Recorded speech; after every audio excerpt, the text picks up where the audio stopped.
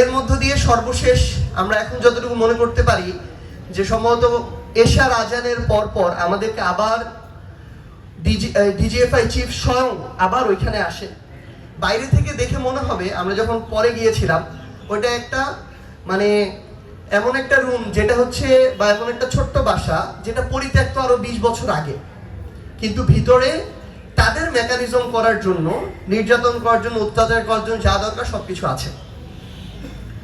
তো সর্বশেষ DGFI chief আবার আসলো। উনি যখন আসে 3-4-5টা গাড়ি আসে, একটা বহর আসে 20-30 জনের, এবং যেটা করা হলো যে ওইখানেও সর্বশেষ থ্রেট এবং সর্বশেষ কথা, আমাদেরকে তো কোনোভাবে রাজি করাতে পারবে না, আমরা ডিটারমাইন্ড।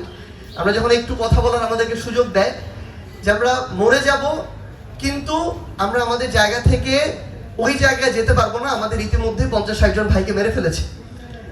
তো সর্বশেষ ডিজিএফআই চিফ এটা বললো যে এবার তোমাদের টেনে হোক, হিস্ট্রি হোক, আমরা নিয়ে যাব, যা বলার বলবা, কিন্তু আমরা নিয়ে যাব।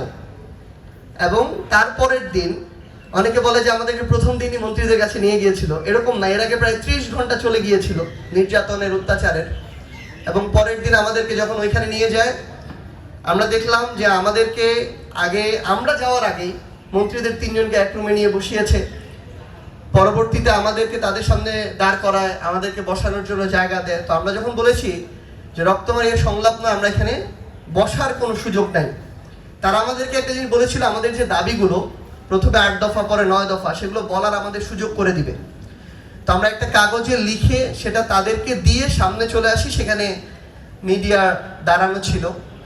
তো আমরা ওই দিন কিভাবে ডিজিএফআই দিয়ে শেখ হাসিনা পুরো তার সব কিছুকে নিয়ন্ত্রণ করতো, মিডিয়াকে, ওটা আমরা দেখেছিলাম। আমাদেরকে তারা বলছে এইভাবে বলো যে আমরা কর্মসূচি প্রত্যাহার করলাম। আমরা আমাদের দফাগুলো ঘোষণা করার পরে শুরুতেও বলি রক্তমারিয়া সংলাপ নয়, শেষে বলি আমাদের কর্মসূচি চলমান থাকবে। তারা শুরুর অংশটাও কেটে দেয়, শেষের অংশটাও কেটে দেয়। পাঞ্জাবের জগতে একটি বিশ্বস্ত নাম, শাবাব এথনিক ওয়্যার। প্রথমে মিডিয়ার 10টা ক্যামেরা দাঁড়ানো, তার পিছনে ডিজিএফআই প্রায় 20 জন অফিসার দাঁড়ানো। প্রথম বক্তব্য তাদের পছন্দ হয় নাই। দ্বিতীয়বার তারা আবার বলছে এই বক্তব্যটার প্রথম জিনিসটা বাদ দিতে হবে, যে রক্তমারিয়া সংলাপ নয় তোমরা যেটা বলছো। শেষ কথাটা বাদ দিতে হবে, যে কর্মসূচি যে প্রত্যাহার করলাম এটা বাদ দিতে হবে, শুধু কর্মসূচি ঘোষণা করবা। আবার আমাদেরকে দিল, আবার আমরা সেম জিনিসটা বললাম। তখন একজন এসে, মানে আমার হাতটা ওনার এখানে, মানে কোমরের পিছনে রাইফেল আছে, মানে ছোট যেগুলো পিস্তল, 2 পাশে 2টা, আমার হাতটা ওনার কোমরে দিয়ে বলল যে সাহস বেশি হয়ে গেছে না, এই 2টার তো 2টা গুলিও তোমাদের লাগবে না, তো সাহস একটু কমাও, নাহলে তোমরা তোমাদের পরিবার কেউই থাকতে পারবা না। আর এই যে আগে 1 লাইন বললা, পরে 1 লাইন বললা, তোমরা কি মনে করো যে তোমরা বলছো তার মানে এটা চলে যাবে? দেখো কালকে এটা কিভাবে যায়। এবং এটাই হয়েছে। পরবর্তীতে তারা যখন প্রচার করেছে, তাদেরকে হয় বাধ্য করা হয়েছে বা নিজের ইচ্ছা করেছে, আমরা জানি না। তারা প্রথম লাইনটাও প্রথমে প্রচার করে নাই, শেষ লাইনটাও করে নাই। কিন্তু ওইখানেও বাংলাদেশপন্থী কিছু মানুষ ছিল যারা নিপীড়নের বিরুদ্ধে ছিল। তারা ওই পূর্ণ ভিডিওটা আবার ইন্টারন্যাশনাল বিভিন্ন যারা সাংবাদিকতায় ছিলেন বা সিভিল সোসাইটি ছিলেন তাদেরকে দিয়েছিলেন।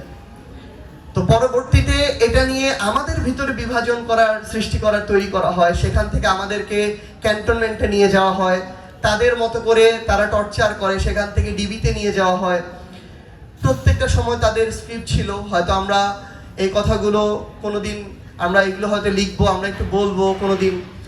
আমাদের এখানে যারা ভাইরা আছেন, আসলে প্রত্যেকের আলাদা আলাদা স্ট্রাগল আছে। কারোটার সাথে আমি কোনোদিন কারোটা তুলনা করতে চাই না, এবং কারোটাকে ছোট বড় করতে চাই না। কারণ আমি মনে করি প্রত্যেকের জায়গা থেকে প্রত্যেকের যে স্ট্রাগল ছিল, অবদান ছিল, এটা একটা আরেকটার পরিপূরক। কোনোটা না হলে হয়তো আমাদের ওই 5ই অগস্টটা হতোই না, হয়তো অসম্পূর্ণ থেকে যেত।